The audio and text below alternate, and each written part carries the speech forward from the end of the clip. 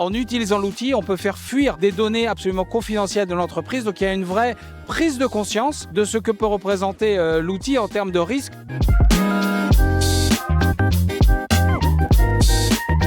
Alors, ce qui est absolument fabuleux avec l'ère de l'IA, c'est une révolution que tout le monde a pu prendre en main dans toutes les couches de l'entreprise. Ce n'est pas réservé aux spécialistes. Tout le monde a pu tester ChatGPT, mesurer parfois avec intérêt ou avec effroi le potentiel de ces technologies. Il y a de la part de tous les comités de direction des entreprises une volonté de faire quelque chose avec l'IA, une stratégie IA. Moi, la recommandation que je ferais, la première, ce serait d'essayer de définir par rapport à mon domaine quels sont les endroits où je peux mettre en place des solutions avec un retour sur investissement qui permettent d'enclencher une dynamique positive dans la mise en place de cette IA, de ne pas rester comme un test généralisé avec peu d'effets, mais au contraire de se focaliser sur des applications spécifiques.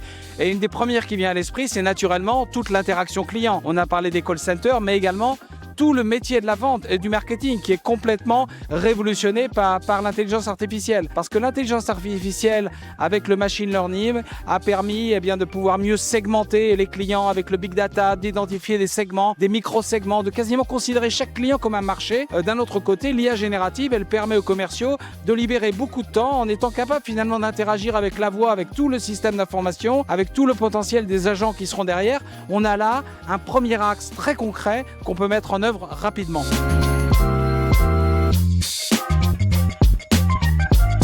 Le conseil que je donnerais, c'est d'éviter ce qu'on pourrait appeler le shadow IA, comme on a eu le shadow IT, c'est-à-dire les gens qui développaient les applications dans leur coin. Aujourd'hui, avec ChatGPT, c'est tellement facile, c'est même pas du shadow des applications. En utilisant l'outil, on peut faire fuir des données absolument confidentielles de l'entreprise. Donc il y a une vraie prise de conscience de ce que peut représenter l'outil en termes de risque, notamment de fuite de données. Donc première chose que je ferais certainement, c'est d'avoir un programme d'éducation assez large et de me lancer aussi dans un développement spécifique sur lequel il y a un apport assez immédiat qui permet de créer cette dynamique positive.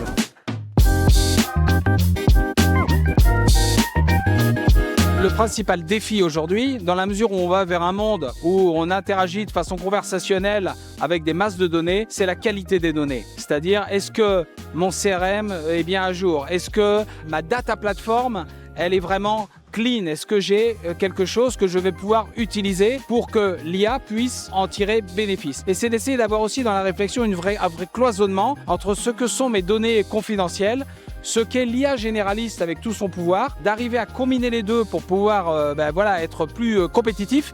Mais attention justement à que ce cloisonnement soit bien clair pour éviter les problèmes de sécurité inhérents au fait que vous avez des données potentiellement confidentielles. Merci beaucoup Christophe.